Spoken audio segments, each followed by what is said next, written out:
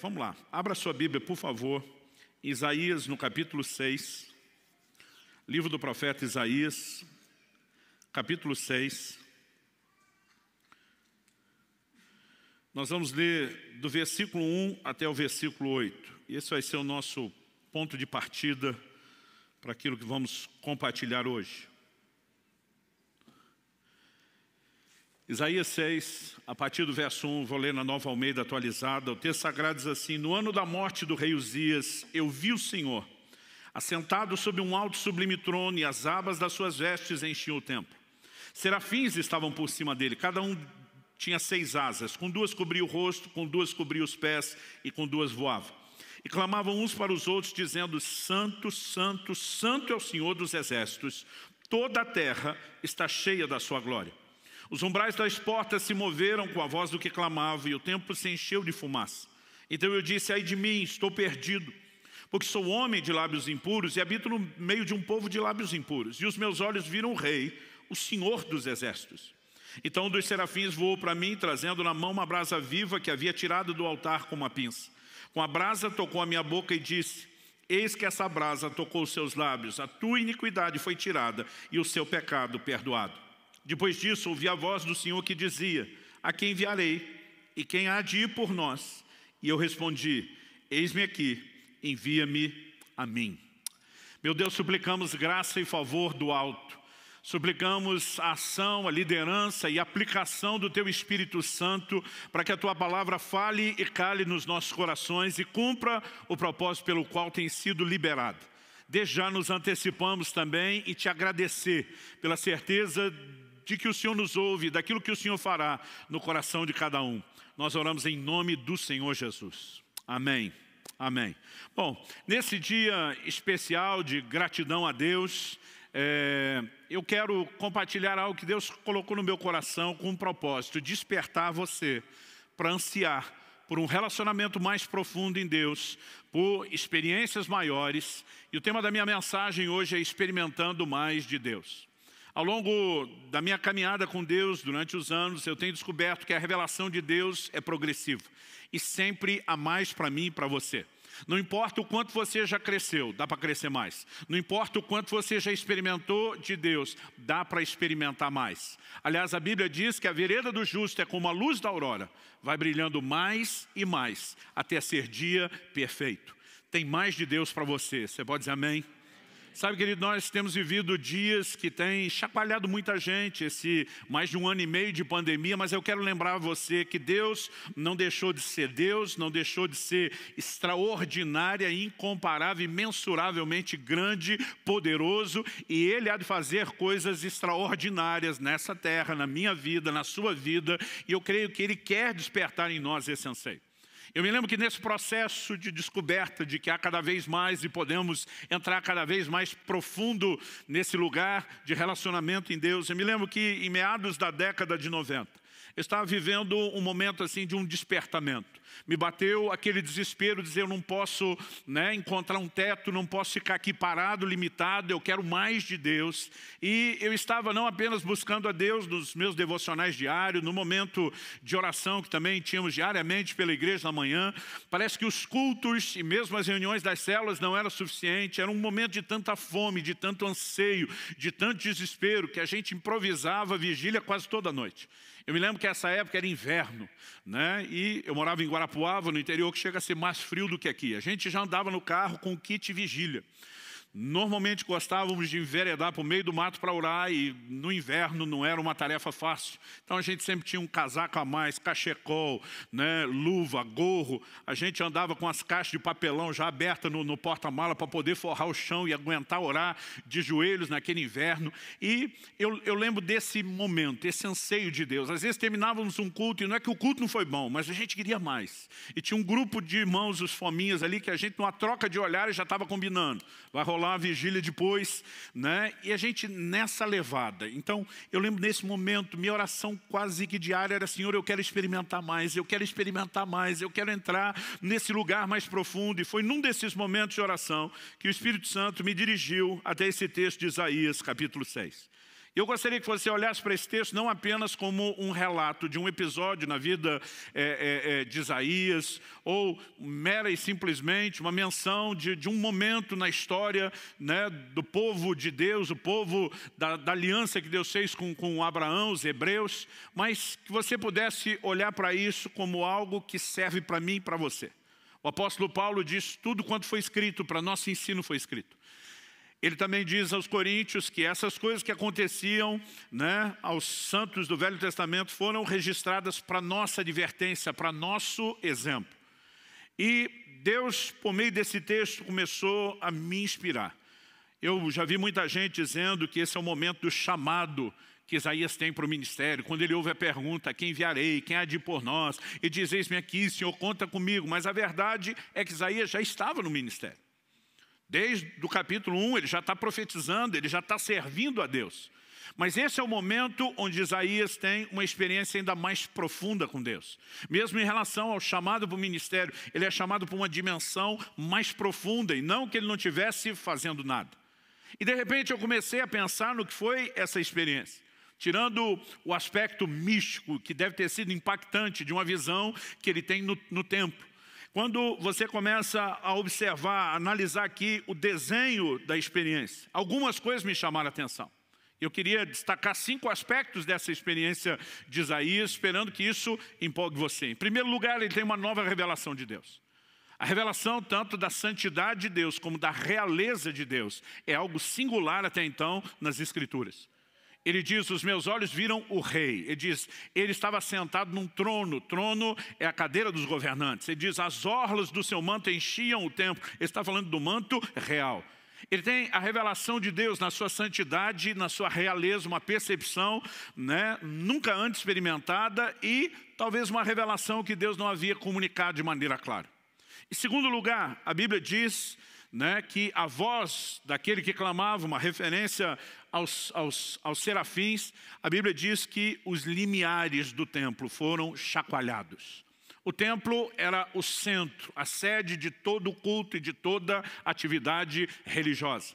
Embora Deus se manifestasse lá, é óbvio, né, que não havia nada necessariamente sagrado no templo, a não ser a manifestação da presença de Deus. Mas quando Deus chacoalha aquela estrutura, de alguma forma, né, o que ele falou e inspirou o meu coração analisando a experiência de Isaías, trazendo uma aplicação já bem personalizada, é que todos nós precisamos de uma experiência que chacoalhe os alicerces de religiosidade da nossa vida.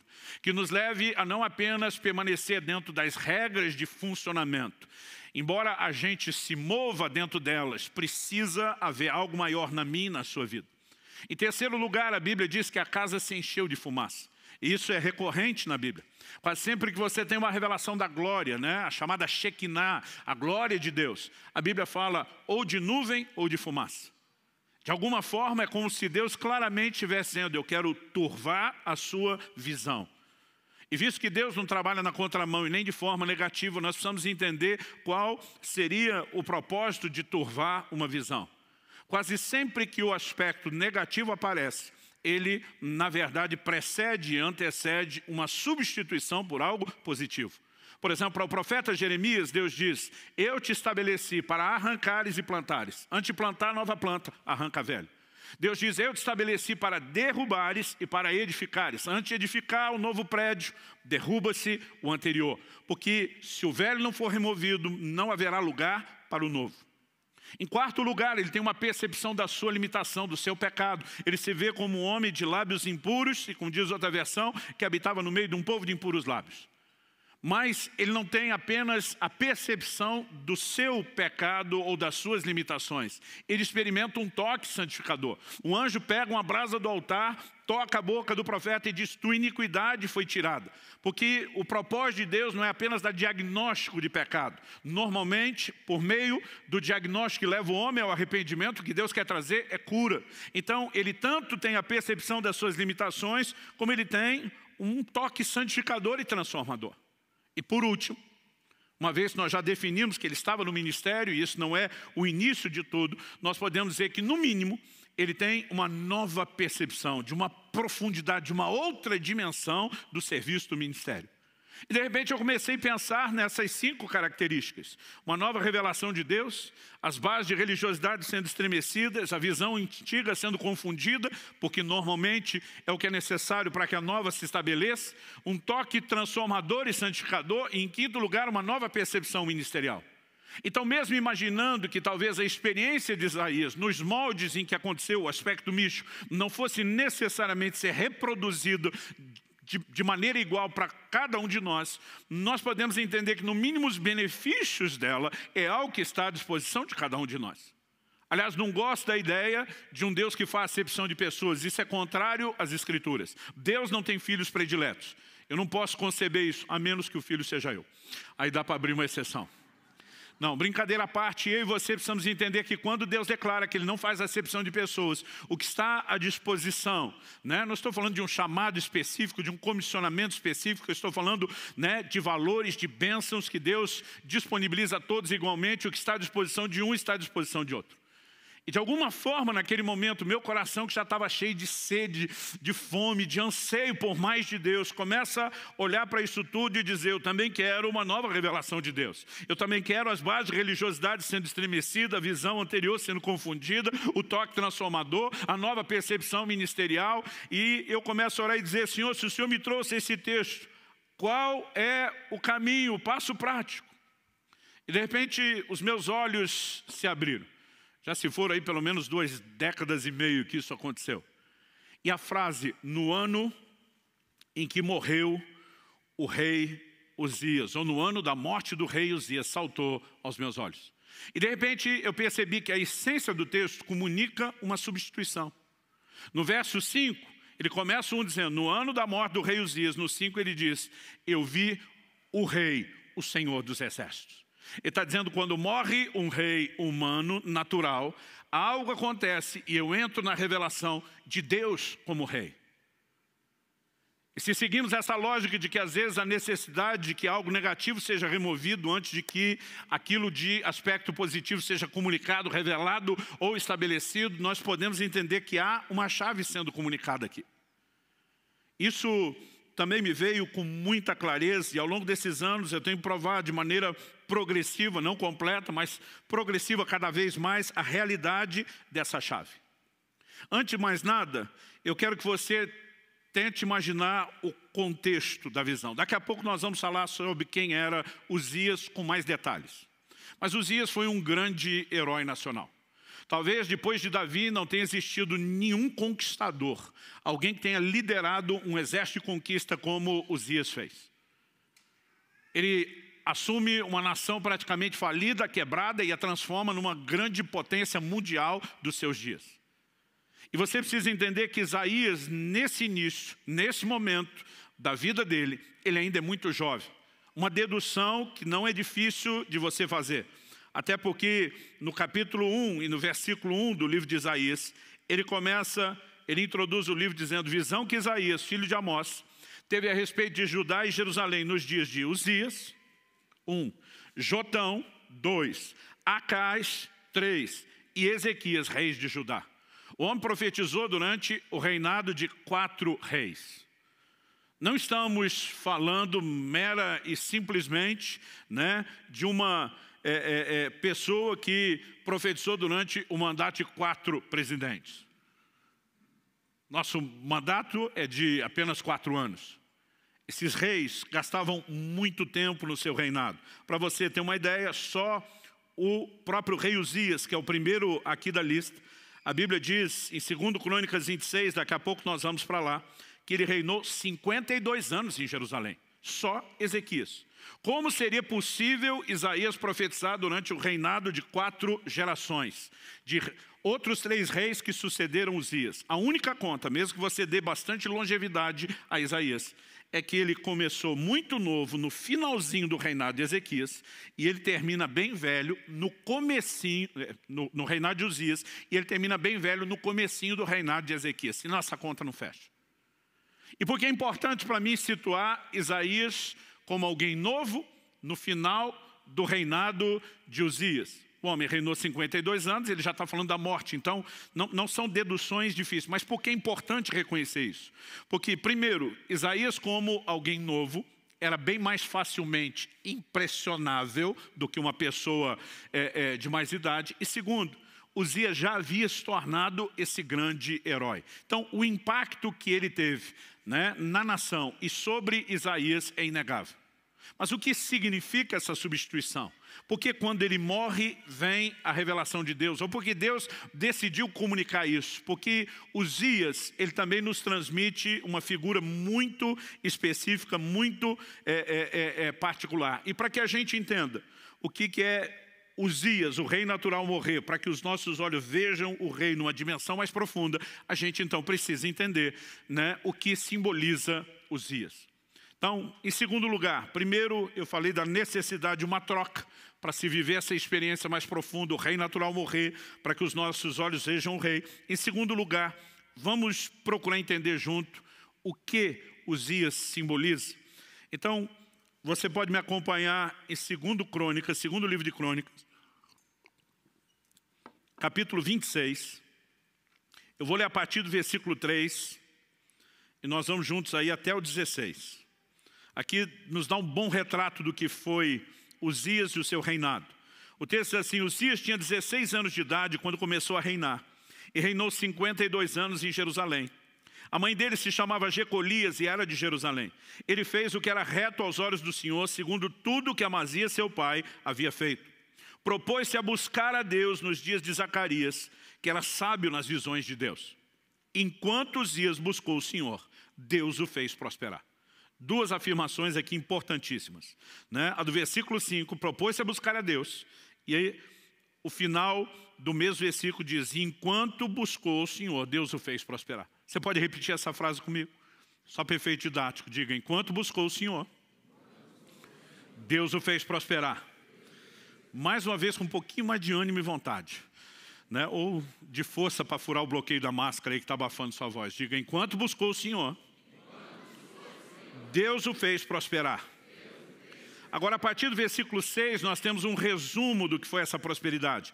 O texto diz: ele foi e guerreou contra os filisteus, destruiu as muralhas de Gate, de Jabne e de Asdod, construiu cidades no território de Asdod entre os filisteus. Deus o ajudou contra os filisteus, contra os árabes que moravam em Gur-Baal e contra os meunitas. Os amonitas pagavam tributo a Uzias, que chegou a ser tão poderoso que a sua fama se espalhou até a entrada do Egito. A frase até a entrada do Egito não significa muito para nós.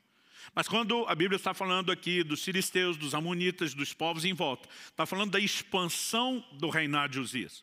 O Egito, que foi uma grande potência na antiguidade, nos dias de Uzias, ficou recolhido do portão de casa para dentro. Quando a Bíblia diz sua fama foi até a entrada do Egito, está dizendo isso. O Egito não saía, permaneceu forte apenas no seu território, e Uzias estabeleceu o seu domínio a ponto de manter Faraó e o seu exército dentro do quintal de casa, sem sair ou avançar para lugar nenhum. O verso 9 diz o seguinte: Uzias construiu torres em Jerusalém, junto ao portão da esquina, junto ao portão do vale, junto ao portão do ângulo, e as fortificou. Também construiu torres no deserto e cavou muitas cisternas, porque tinha muito gado, tanto na Cefelá como nas campinas. Tinha lavradores e vinhateiros, nos montes e nos campos férteis, porque era amigo da agricultura. Aqui a Bíblia fala não só do investimento na agropecuária, que era o que movimentava a economia, né? Mas fala de todas as estruturas de defesa. Esse camarada assume uma nação praticamente falida, quebrada, e vai transformando ela paulatinamente ao longo dos anos numa grande potência. O texto continua e diz no 11, Uzias tinha um exército de homens preparados para a guerra, que saíam para a batalha em tropas, segundo a lista feita pelo escrivão Jeiel e pelo oficial Maazéia, sob a direção de Ananias, um dos oficiais do rei. O número total dos chefes das famílias, homens valentes, era de 2.600, isso aqui era só a tropa de elite. 13. Debaixo das suas ordens, havia um exército guerreiro de 307.500 homens, que faziam a guerra com grande poder, para ajudar o rei contra os seus inimigos. Uzias preparou para todo exército escudos, lanças, capacetes, couraças, arcos e até fundas para tirar pedras.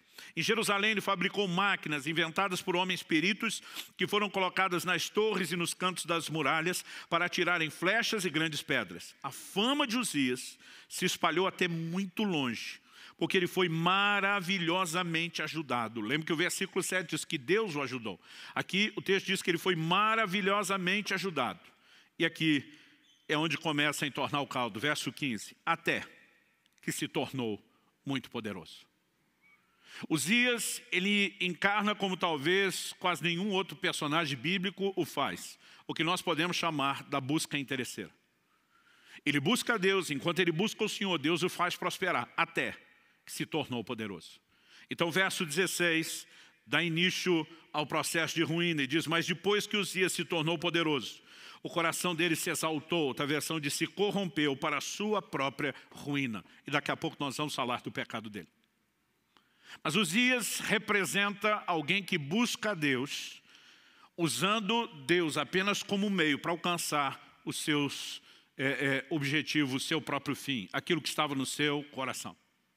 É lógico que o ser humano, por natureza pecaminosa, diga-se de passagem, tem essa inclinação. Não podemos dizer que isso é exclusividade de Uzias. E justamente por não ser um problema só dele, e ser um problema generalizado, é que Deus pode usá-lo como uma figura para algo que precisa ser trabalhado nas nossas vidas. E naquele dia, o que Deus falou com muita clareza: se você quer experimentar mais, se você quer, usando a linguagem de videogame, que eu aprendi com meu filho quando garoto em casa, se você quer passar de fase, se você quer ir para o próximo nível, se você quer experimentar algo mais, Uzias tem que morrer. E quando Deus está falando de Uzias como aquele que simboliza a busca interesseira, eu começo a lembrar não só dos textos bíblicos. Por exemplo, Jesus, sabemos lá por Lucas, pelo relato de Lucas 17, 12 a 19, que ele cura 10 leprosos. Desses 10, só um volta para adorá-lo, para agradecer. Jesus pergunta para ele: onde estão os outros 9? Jesus não estava com isso, né, responsabilizando ele como se fosse uma espécie de chefe de sindicato dos ex-leprosos curados. Mas Jesus está desabafando, pondo para fora algo da sua própria alma. Cadê o resto da galera? Todo mundo foi curado. Mas 9 daqueles 10 só precisavam da cura. E depois de obter aquilo que queriam, não queriam mais nada de Jesus, a não ser o que já tinham alcançado. Só um volta para dar continuidade ao processo. E muitas pessoas buscam a Deus nas suas necessidades, né, movidos unicamente pelo interesse de resolver aquilo. E a partir do momento que conseguem o que querem, eles tratam Deus como algo descartável. Eu lembrei não só dos textos bíblicos, eu lembrei de N situações que eu já tinha vivido no ministério, apesar de estar ainda nos primeiros anos do ministério pastoral. Eu comecei a pensar em quanta gente chegou na igreja precisando de cura e depois que foi curado, desapareceu. Eu comecei a lembrar de quanta gente chegou precisando de um milagre no casamento e quando as coisas deram uma melhorada, não era nem que estava resolvido, já sumiram de cena. Eu lembrava de casos específicos. Lembrava de uma vizinha que eu evangelizei tanto, convidei tanto para ir para a igreja, nunca podia.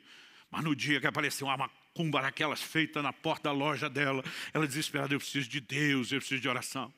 Eu levei e falei: sei, mas vamos aproveitar que você abaixou a guarda. Sabe, eu me lembrava dos jovens, quando chegava a época de vestibular, eles pediam para a gente dar cópia da chave da igreja, porque eles queriam orar às 5 da manhã, buscar Deus. Mas depois que passava no vestibular, não orava mais, não lembrava que era crente, não lembrava que Deus colocou ele lá na universidade, nem do propósito pelo qual entrou. Mas enquanto eu estou pensando nos outros, porque nós temos essa facilidade, né, de enxergar o problema dos outros. Todo dia alguém falou: pastor, a gente tem dificuldade de ver erro. Eu falei: não, a gente tem dificuldade de ver os nossos, dos outros não. Jesus disse que a gente enxerga o cisco no olho do irmão, difícil é ver a trave no nosso.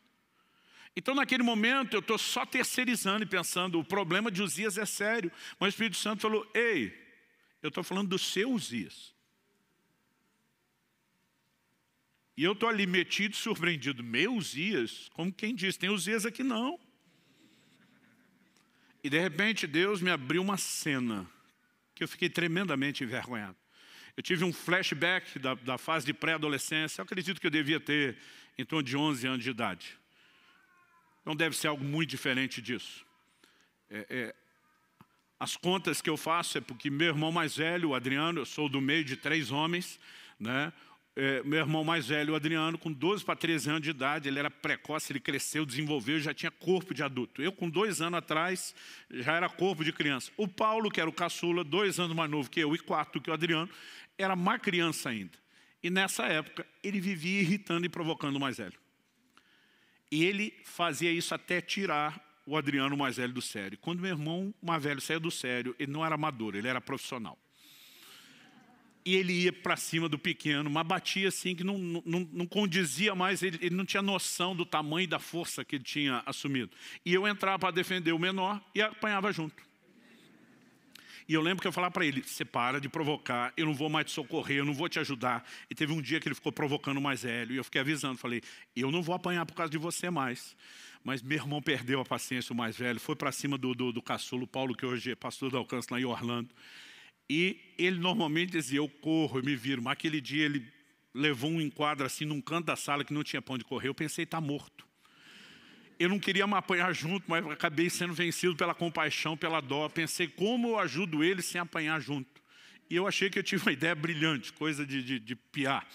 Né? Naquela época, a maioria do dia, não sei quando estava na escola, a gente passava normalmente de shorts ou bermuda, descalço, sem camisa, por causa do calor do interior de São Paulo. Me criei na cidade de Campinas.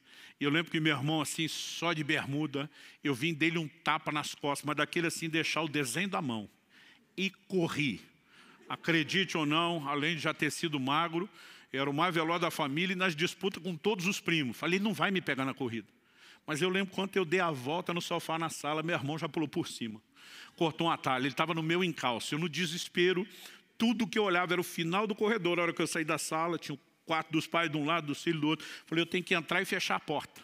Mas eu vendo meu irmão no encalço, no desespero, eu estou no meio do caminho, eu vejo uma vassoura encostada na parede. Eu lembro que mamãe mandava a gente limpar a casa, a gente varria 2 metros, cansava, deixava lá para terminar depois. Coisas de adolescentes e pré-adolescentes. Eu não sei quem de nós largou aquela vassoura, mas a hora que eu vi ela, no instinto, no reflexo, falei, vai me ajudar a atrapalhá-lo para eu entrar naquela porta e me salvar. E, gente, até hoje eu não sei como que o negócio deu tão certo ou tão errado. Né? Porque do jeito que eu passei correndo, corredor, eu acho que não dava 2 metros, devia ser 1,5 metro. Do jeito que eu passo correndo, eu pego aquela vassoura e correndo eu viro e jogo ela só para tentar atrapalhá-lo. Não queria acertar e nem achei que daria para fazer o movimento tão rápido. Mas ela foi reta a vassoura, assim, com aqueles arremessos de dardo, e a ponta do cabo de vassoura pegou na garganta do meu irmão. Eu não sei se empurrou o gogó para dentro, o que foi. Eu só lembro das pernas dele levantando, ele caindo de costa. Eu assustado porque acho que não foi só a força do golpe, a velocidade dele. Ele começa a debater no chão. Primeiro eu acho que ele está fingindo, fico naquela, vou ajudar, e se ele me pega, estou tentando entender o que é que está acontecendo. Eu não sei se foi o medo, mas a impressão que eu tinha é que meu irmão estava mudando de cor, que ele realmente não estava respirando. Entrei pela porta que eu devia ter pensado antes do banheiro, no meio do corredor. Fechei a porta, por precaução, tranquei, dobrei meus joelhos. E orei como eu nunca tinha orado. Deus, não deixe meu irmão morrer, eu não quero ser preso. Não sei nem se eu estava preocupado com ele. E eu comecei a clamar a Deus como eu nunca tinha feito até aquela idade. Falei, se o Senhor salvar meu irmão, não deixar ele morrer, eu prometo que eu nunca mais brigo com ele. Eu ainda estava orando, não tinha terminado a oração. Um chute na porta. Até quando o papai faleceu anos atrás, nós fomos buscar a mamãe para morar com a gente aqui no Paraná, tinha ainda o buraco remendado na porta que ele tinha feito. Aí quando eu digo que ele perdia a paciência, vocês me acreditem. A hora que deu o chute, que eu vi estar vivo, gente, eu nem terminei a oração, não teve nome de Jesus, amém. Eu levantei, já chutei a porta, pega eu, derruba a porta, quero ver. E continuei a briga do outro lado da porta. Deus me fez ver aquela cena, e gente, eu fiquei com tanta vergonha, eu falei, Deus, eu era criança. Quando você é adolescente, você acha que é adulto. Quando interessa, você diz, eu era criança, dá um desconto. O Espírito Santo diz, eu dou, vamos pular para a sua fase adulta.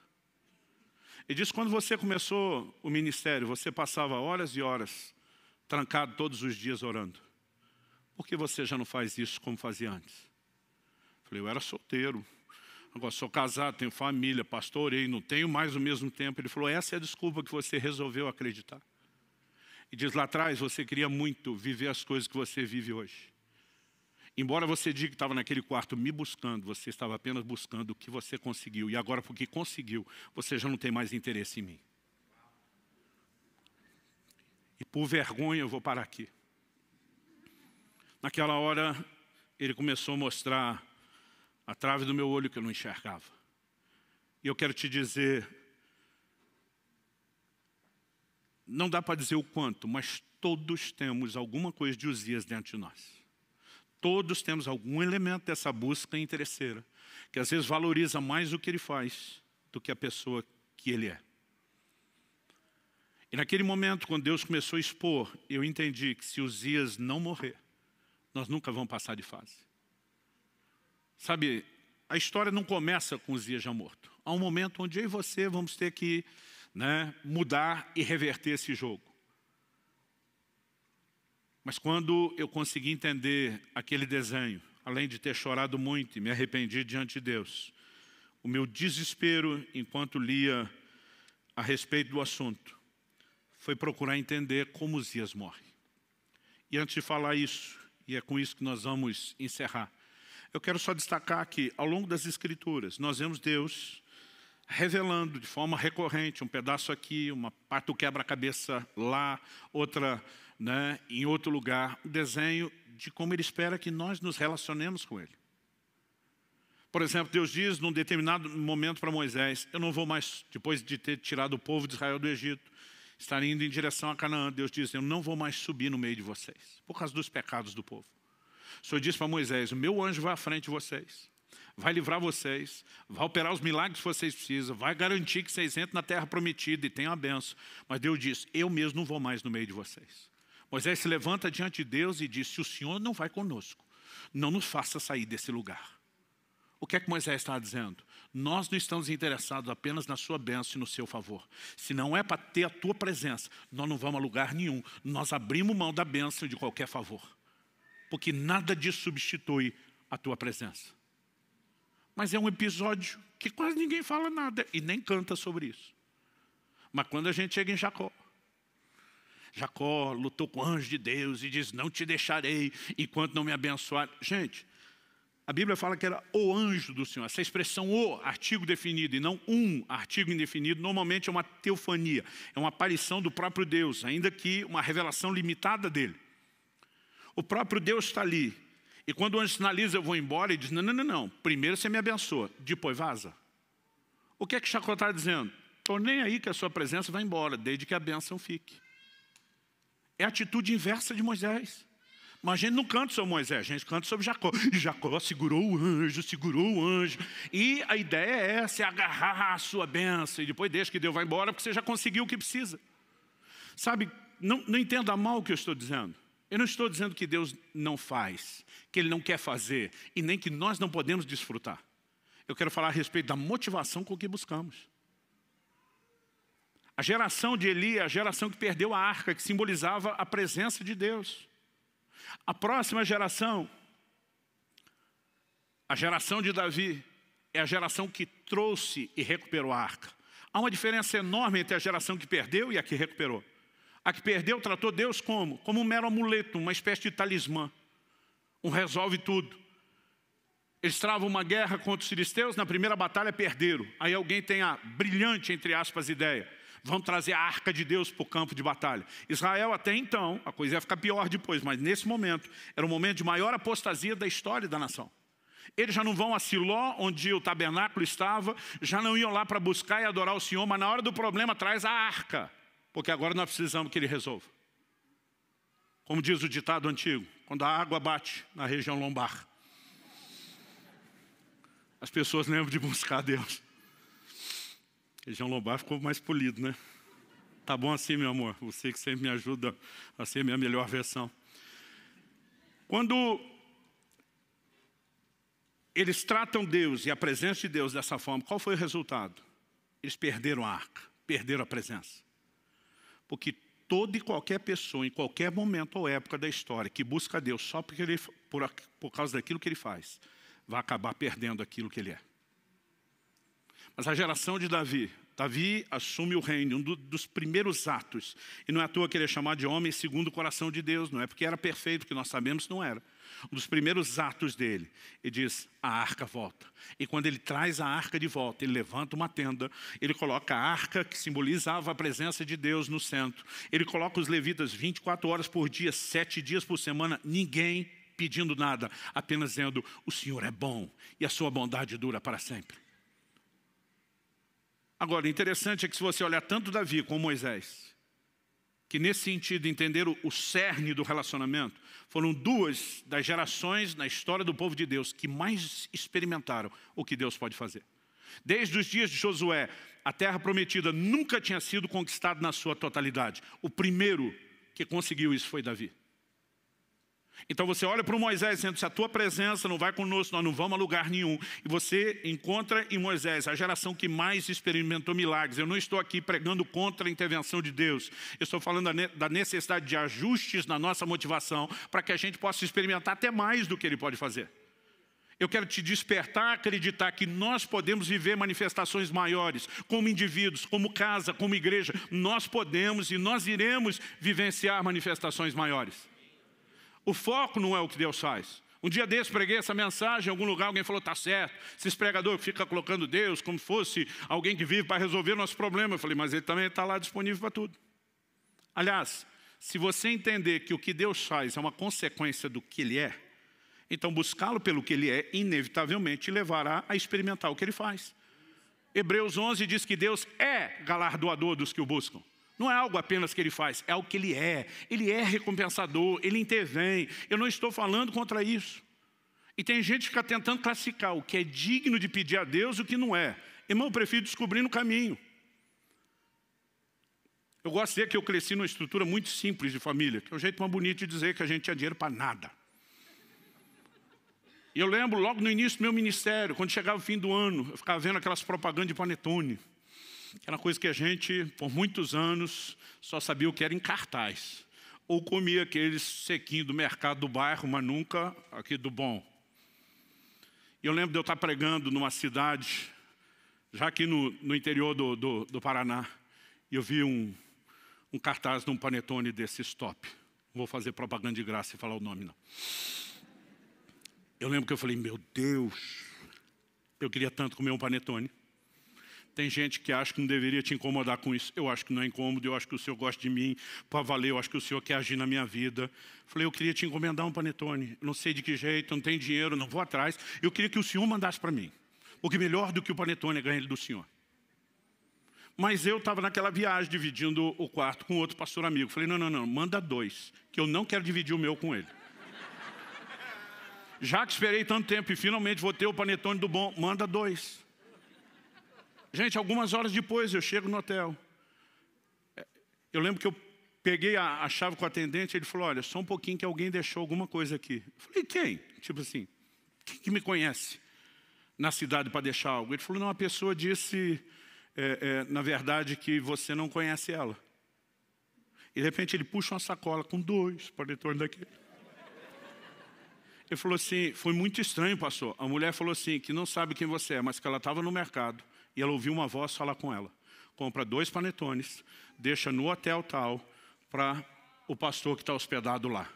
E foi tudo que ela falou. Eu acho que ela nem sabe quem é você, só sabe que tem um pastor aqui.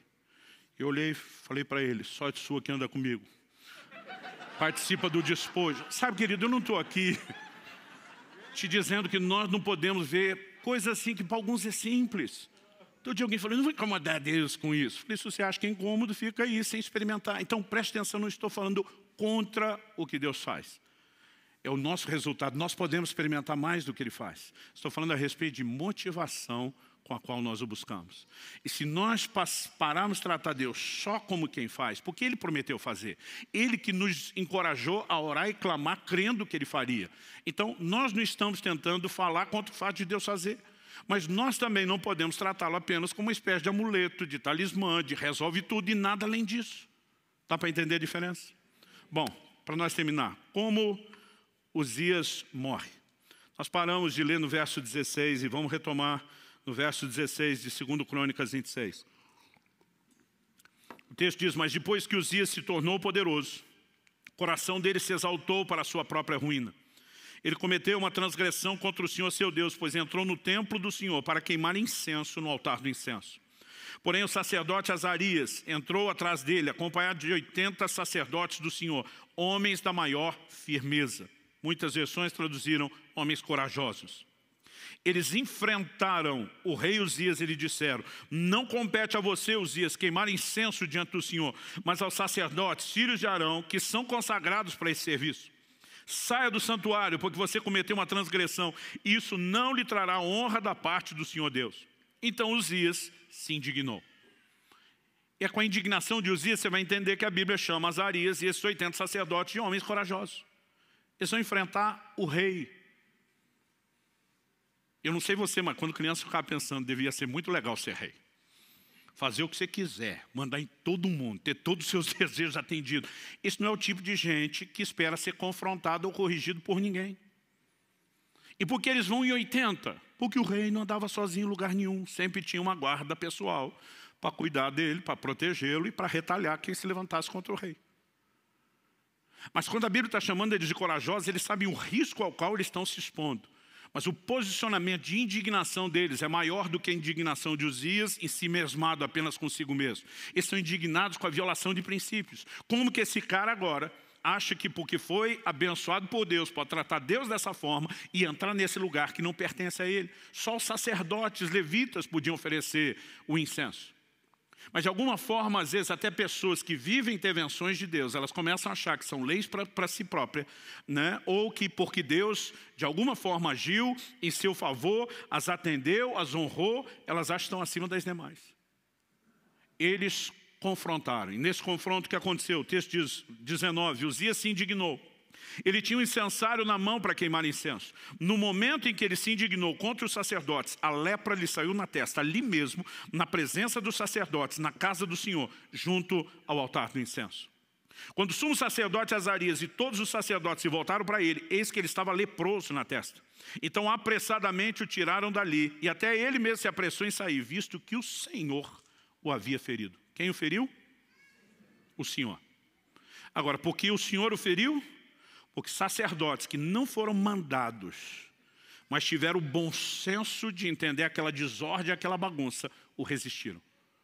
Aqui nós temos a combinação de responsabilidade humana com intervenção divina.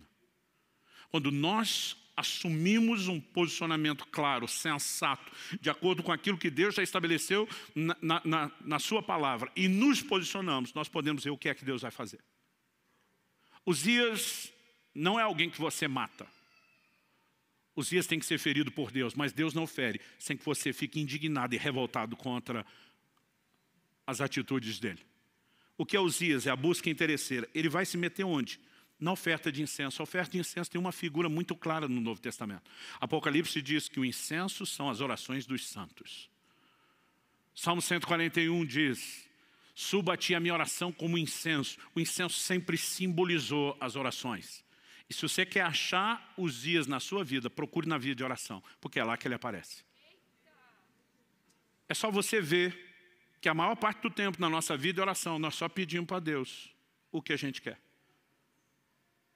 E oração não é apenas pedir, oração deveria ser uma conversa, onde não apenas você fala, mas Deus também. E quando Ele fala, Ele não diz apenas declarações de amor, mas às vezes Ele pede algumas coisas para você também. Eu lembro que uma vez eu vi um pregador dizendo que ele decidiu não pedir nada a Deus durante um tempo, a não ser um coração mais grato. Achei a coisa mais linda. Falei, vou fazer esse negócio. Gente, eu não tinha assunto para falar com Deus. Porque durante anos, toda a minha vida de oração era construída só no que eu pedia. E quando só falava, dá um coração mais grato, eu não tinha mais nada para falar.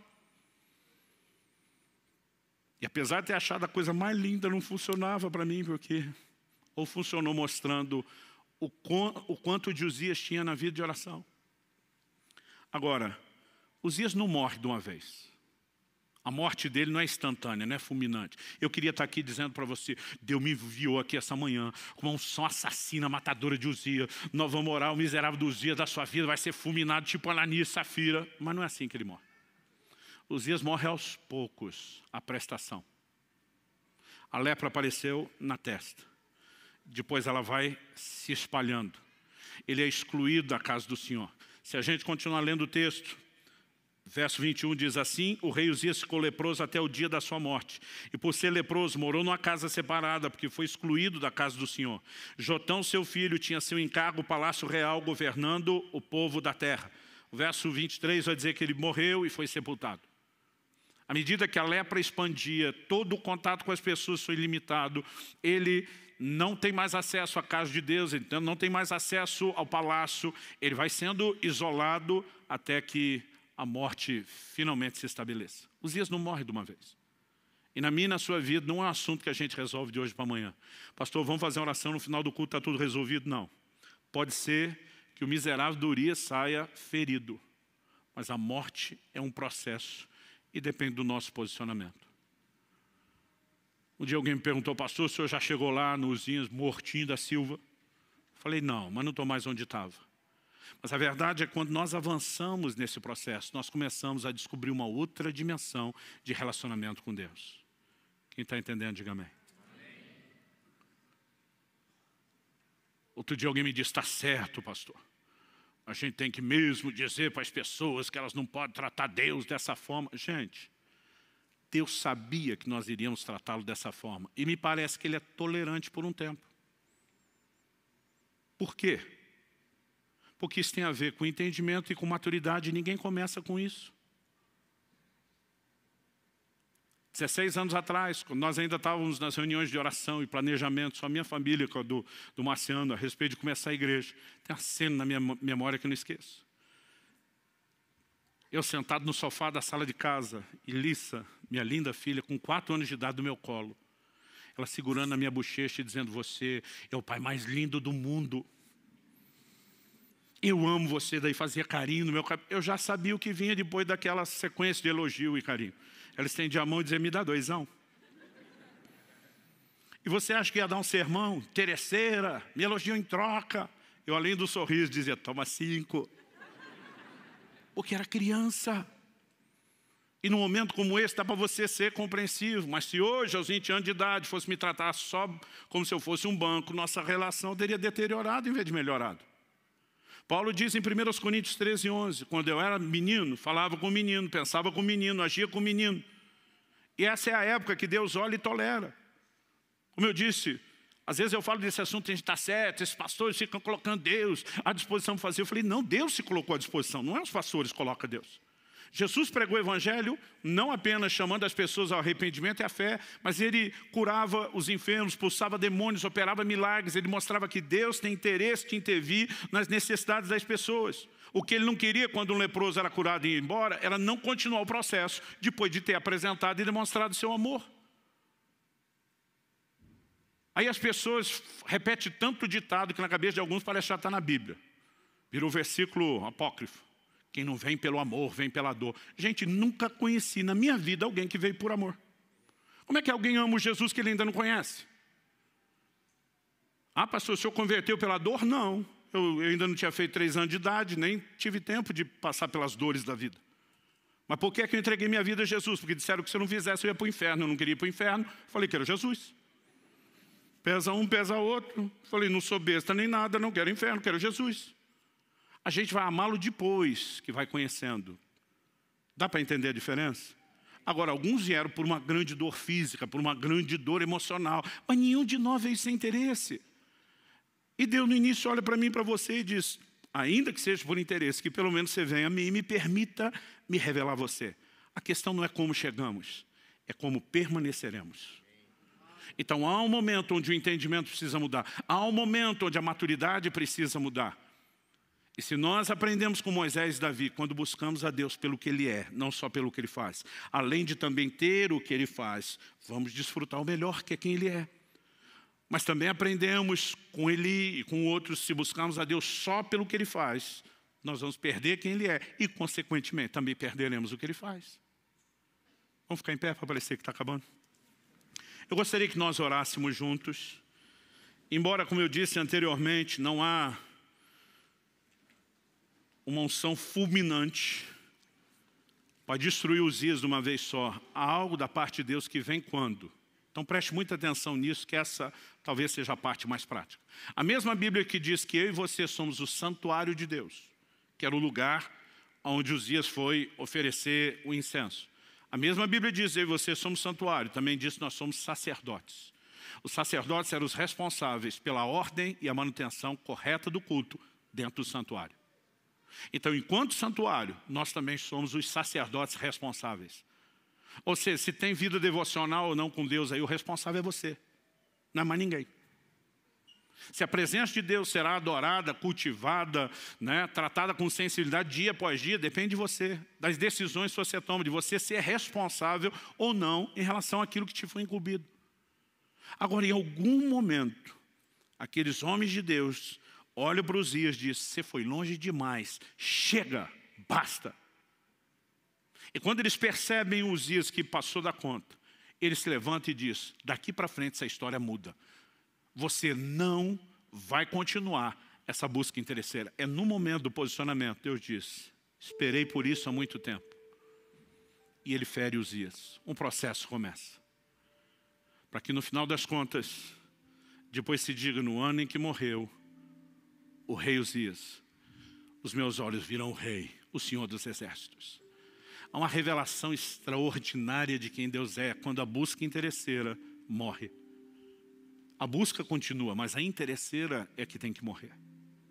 E quando essas coisas vão sendo mudadas e ajustadas, nós não apenas vamos poder desfrutar o que Deus mais quer nos revelar. Quando Ele faz algo, eu brinco que isso é apenas uma espécie de um cartão de visitas. Ele está tentando revelar seu amor, seu interesse por nós, a importância que temos aos olhos dEle. Mas o bem maior que Ele quer que eu e você desfrutemos não são suas bênçãos. É Ele, o abençoador. Então eu não vim aqui te apontar o dedo, eu não vim aqui jogar pedra em você, eu não vim aqui dizendo que você nunca devia ter buscado a Deus por interesse, porque todos fizemos isso. Mas que à medida que o tempo passa e nós nos permitimos descobrir quem Ele é. Aliás, a partir do mês que vem nós vamos dar muita ênfase em conhecer a Deus. A partir do momento que começamos a descobrir quem Ele é e nos interessar por quem Ele é, isso muda completamente as coisas. E se isso, além de redefinir o meu relacionamento com Ele, ainda pode me ajudar a ter uma nova revelação dEle, sacudir as bases de religiosidade da minha vida, turvar a visão velha, o que vai proporcionar a nova, trazer um toque santificador e transformador e uma nova percepção de ministério ainda no pacote. É muito lucro para ser ignorado ou desprezado.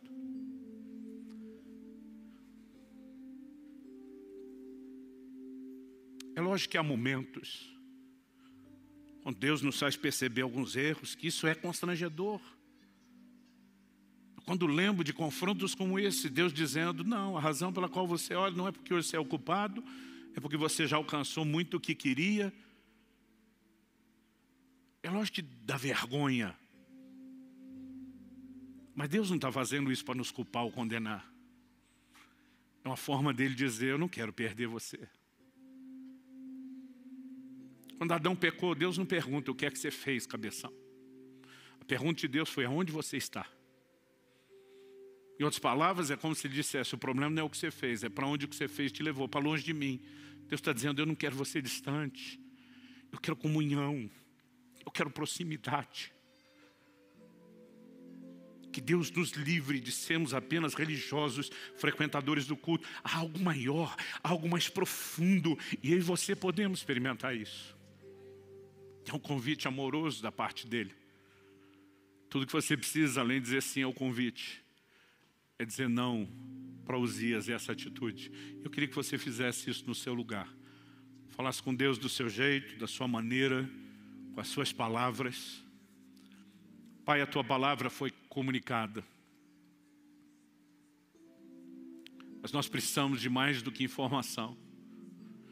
E te pedimos mais uma vez, por entendimento espiritual e aplicação prática, vinda dos céus, vinda do Espírito da verdade. Eu oro por cada um dos meus irmãos e irmãs, nesse lugar, os que nos acompanham à distância pela internet, ao vivo ou de forma gravada. Eu oro que nesse exato momento em que chegam a esse ponto de oração, algo aconteça nos seus corações. Não apenas o despertamento provocado pelo entendimento da tua palavra, mas a capacidade de entender de maneira muito prática quais áreas específicas da sua vida, a vida de oração, da busca, tem permitido que Uzias tenha tanta expressão. E queremos amadurecer ao ponto de não te buscar só pelo que o Senhor faz, mas primeiramente por causa de quem o Senhor é. Sabemos que inevitavelmente também teremos aquilo que o Senhor faz.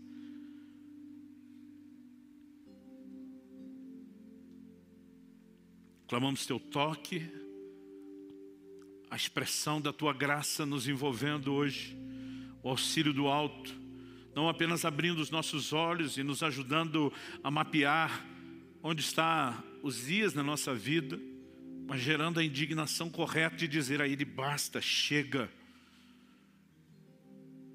E sabemos, se fizermos a nossa parte, o Senhor também vai feri-lo. E sabemos que quando Ele é ferido, é uma questão de tempo, Ele morre. E quando Ele morre, os nossos olhos se abrem para uma nova dimensão. Há uma nova experiência, um lugar mais profundo no Senhor. E é isso que nós almejamos. É por isso que nós clamamos em nome de Jesus. Oramos não apenas por esse momento, na vida e na história de cada um. Oramos que como igreja, Senhor, possamos adentrar os próximos anos, vivendo coisas extraordinárias da parte do Senhor, como mero efeito colateral de um povo que entendeu o que é buscar o Senhor por causa de quem o Senhor é. Que venham dias onde isso que estamos, ó Deus, falando se torne de fato uma realidade profética, uma progressão constatada, não apenas na vida de indivíduos, mas do corpo. Nós oramos em nome de Jesus. Em nome de Jesus. Se você crê e concorda, diga amém.